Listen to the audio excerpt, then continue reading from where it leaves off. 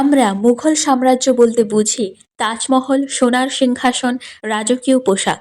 কিন্তু এই রাজকীয়তার আড়ালে লুকিয়ে ছিল এমন শাস্তি যা শুনলে আজও মানুষের ঘুম উড়ে যায়।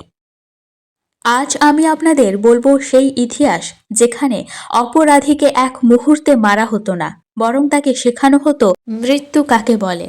মুঘল সম্রাটরা বিশ্বাস করতেন রাজ্য টিকিয়ে রাখতে হলে ভয় দরকার, দয়া নয়, দৃষ্টান্তমূলক শাস্তি। একজনকে শাস্তি দিলে নয়, শাস্তি এমন হতে হবে যাতে হাজার মানুষ ভয়ে অপরাধ করার আগে দুবার ভাবে। সেই রকমই একটা শাস্তি হলো হাতির পায়ে পিষে মৃত্যুদণ্ড। এটা ছিল সবচেয়ে ভয়ঙ্কর ও জনপ্রিয় শাস্তি। রাজদরবারে হাতি আনা হতো। হাতিকে বিশেষভাবে ট্রেনিং দেওয়া থাকতো। সম্রাট চাইলে এক চাপেই মাথা চূর্ণ অথবা ধীরে ধীরে হাত পা ভেঙে ফেলতে পারতেন। হাতিরা প্রথমে পা রাখত বুকের ওপর। হাড় ভাঙার শব্দ রাজদরবারে প্রতিধ্বনিত হতো। অনেক সময় সম্রাট শেষ মুহূর্তে হাত তুলতেন, থামো, এবং আবার নামাতেন। মানসিক নির্যাতন ও শারীরিকভাবে মৃত্যুদণ্ড দেওয়া হতো। আরেক রকমের ছিল, সেটা হচ্ছে লোহার খাঁচায় রোদে ফেলে রাখা। বিশ্বাসঘাতকদের জন্য এই শাস্তি ছিল।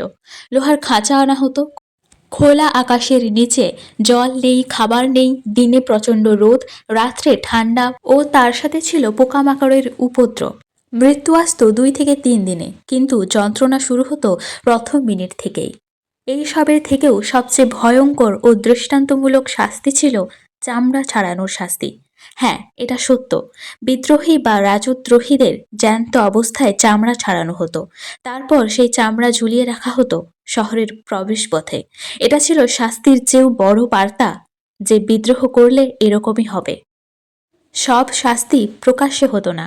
কিছু মানুষকে গভীর অন্ধকূপে ফেলা হতো। আলো নেই, শব্দ নেই, দিনের পর দিন অনাহার, পাগল হয়ে যাওয়া। অনেকে মরতো না, কিন্তু মানুষ হিসেবে বাঁচতেও পারতো না। বলতে গেলে আকবর ছিলেন তুলনামূলকভাবে মানবিক, কিন্তু বিদ্রোহে কঠোর। জাহাঙ্গীর নিজেই লিখেছেন শাস্তির বিবরণ। শাস্তিকে ন্যায় মনে করতেন। আওরঙ্গজেব ধর্মীয় আইনে কঠোর। শাস্তি কম ছিল না। সম্রাট বদলালেও ভয়ের শাসন বদলায়নি। এই সমস্ত শাস্তির ভয়ে বলতে গেলে মানুষ অপরাধ কম করত। সমাজে মানুষ ভয়ে চুপ থাকতো। বিদ্রোহ কম হতো, কিন্তু ভিতরে জমত ঘৃণা। ভয় রাজ্য টিকিয়ে রাখে, কিন্তু ভালোবাসা ইতিহাস তৈরি করে। মুঘল ইতিহাস শুধু তাজমহল নয়, এই ইতিহাসে আছে কান্না, রক্ত আর না বলা যন্ত্রণা।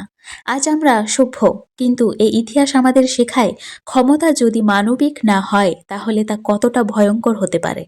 আপনি যদি এমন অজানা ইতিহাস জানতে চান তাহলে চ্যানেলটা সাবস্ক্রাইব করুন, কারণ ইতিহাস শুধু বইয়ে নয়, ইতিহাস লুকিয়ে আছে অন্ধকারে।